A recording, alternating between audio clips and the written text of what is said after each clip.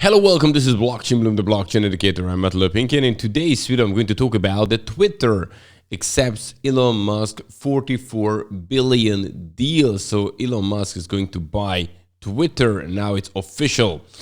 And the second thing I would like to talk about is that institutional investments flows out of Ethereum recently and into other layer one altcoins. So this is the new trend. And we have Binance announces a crypto card for Ukrainian refugees. So let's talk about all these things in today's video.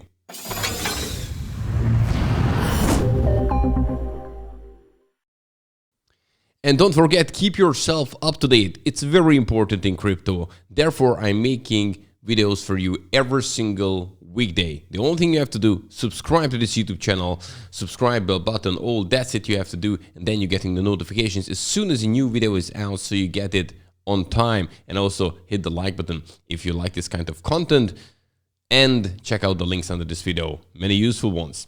Okay, and now let's move on to the market, where we can see that actually Bitcoin, after a bad start yesterday, it went up pretty nice in the last 24 hours. 4.8% at the moment we have, which is over 40,000 again, 40,369. If you remember, yesterday we witnessed a beginning of 38,000 as well. And we have Ethereum going up 5.8%, just under 2,996 at the moment. Okay, how the rest looks like. Elon is buying Twitter. Doge is going up 28% just in the last 24 hours. The graph 15%, and we have a similar Lido DAO. And losers, we have PancakeSwap 6.5 in the last 24 hours. The next one is AMP, and then Chain is following. And now when we're looking at this candlestick chart, yesterday I talked about it, that we crossed this line just like here and here, this trend line, and how it will what will happen, what's going on. And then we could see that actually we closed it in the green above it. So yesterday we came back. So again, we're back into the game. We haven't closed that day underneath. And I think this is very important. So Bitcoin is holding itself again. Now it's getting a bit reddish now, but still above this line. So we will see what's happening, how strong Bitcoin can hold itself. And now let's move on to the first topic. And the first topic is all about Elon Musk today, because it looks like finally he can buy Twitter. The board has taken his deal. So let's talk about it.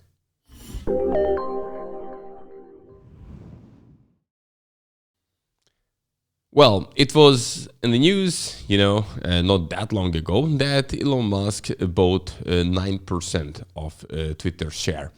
And then he announced that he would like to buy the whole Twitter. And first, people thought it's a joke. Then people said, some expert, that he won't have that kind of liquidity to buy it. But he said, no, I can do it. I can do it. And of course, now how the deal will go, what is, a bank loan and what is directly from his savings and all these things. Well, we will see. But the bottom line is that Twitter accepts Elon Musk $44 billion deal. So Twitter's board on Monday, which was yesterday, said it will take Musk $44 billion offer for the company. Musk first, proposed a $54.20 a share transaction on the 14th of April. So it wasn't that long ago. And, it looks like now this is the offer which they take. So he paying that much to the shareholders. Very importantly, that Twitter, having lost nearly 60% of its value in the last 12-month period. If you look at here, we were here in the top somewhere on the 20, was that in 21, a bit more than a year ago. And then all the way it came down here, and recently it's going up. And obviously now that we had this announcement, Twitter shares rose 5.5%. It's made it to 51, a bit more than $51. But let's look at here. What was it? 51.70 is the exact number right now at the moment when I'm making this video. So basically, yes, it was pushed up. And of course, later it can valued higher because 12 months ago it was higher as well. And now this is actually now official. And, straight away, Elon Musk posted on Twitter, yes, which means it's a yes. So he's going for it. And also this about free speech, because he thinks it's very important to use Twitter for, excuse me, for free speech. So he said also that he hopes that even people who don't like him and his enemies also stay on Twitter, because to let them talk, it's also important part of free speech. So it's kind of funny way. But yes, probably this is the reason why Dogecoin is going up as well. We do know how Elon Musk supports Dogecoin, and maybe some other things can come out, Twitter, Dogecoin kind of thing. Okay, so we don't see the future. Elon Musk for sure has a plan in his head. What's the plan with Twitter? You don't spend like $44 billion just like for fun. He would like to own this social media platform. So we will see. But this is definitely today the big news. Okay, the second thing I will talk about is that institutional investments flow out of Ethereum recently. So this is the trend, and rather into other layer 1 protocols.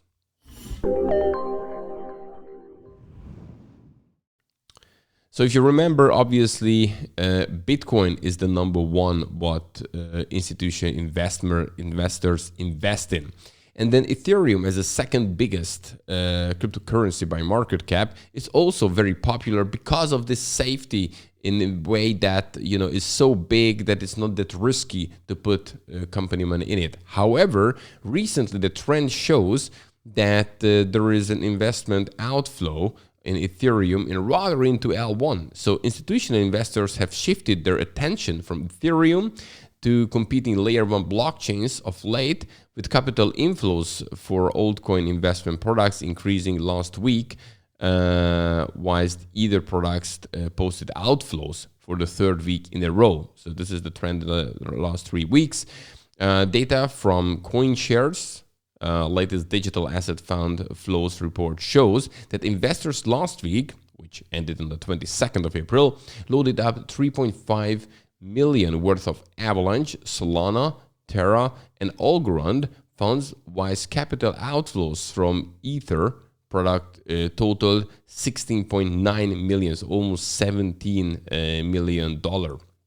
So it marks the third straight week that Ethereum products have seen outflows, bringing the total over that time, so 3 weeks, 59.3 million, equal to around 35% of the year-to-date outflow of 169 million from the second largest largest blockchain. So notably, investors also favor digital gold last week, despite some recent things, because it's dropped. Bitcoin products fetching 2.6 million worth of inflows. So it looks like that in the recent weeks, yeah, Bitcoin, yes, go for it. But Ethereum, they rather take out, and now they feel or start to feel that these layer ones like Avalanche, Solana, Luna, Algorand, they start to getting as safe as they start to believe that, okay, put our institution money in it because Bitcoin is the number one, okay?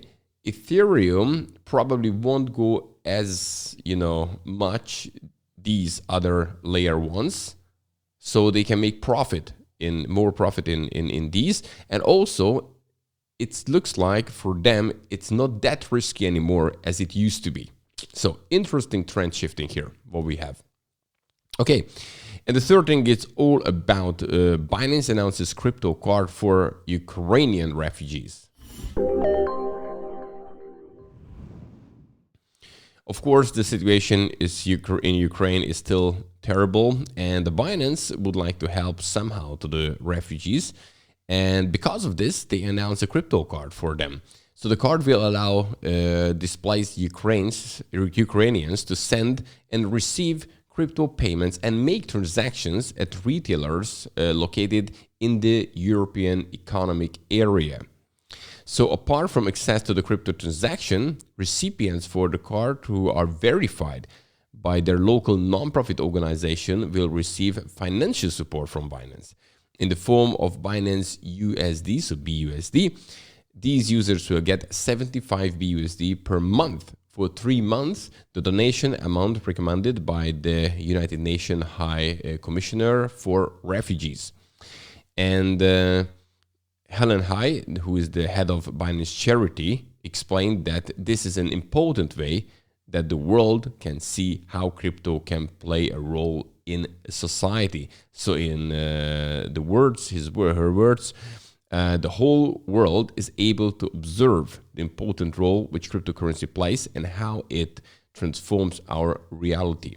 It is cryptocurrency that plays a key role in raising vital funds as providing much needed humanitarian assistance to Ukraine. And basically it shows again that it doesn't matter that you're Russian, Ukrainian, there are sanctions or non-sanctions. Crypto is for everybody. And just because some governments are saying some, part of the world believes that those guys shouldn't get something, with crypto, you cannot really do this. Of course, they can control centralized exchanges and so on and so forth, but you always have, peer-to-peer way to do. And just because you're Russian and some politicians decided to have a war with Ukraine, but the rest of the country, the majority of people are suffering, why they shouldn't be able to use crypto? Or same in Ukraine. Why they shouldn't have the opportunity if their local currency is just losing its value. So this is how crypto can work, and this is a great example. But this case, actually, a centralized exchange is helping, which is Binance. Okay, guys, that's it for today. Don't forget, hit the like button if you like this kind of content, and also subscribe to this YouTube channel, Blockchain Bloom, because every single weekday I'm bringing you the freshest cryptocurrency and blockchain news, and you should stay up to date. This is very important. See you tomorrow. Have a good one. Bye-bye.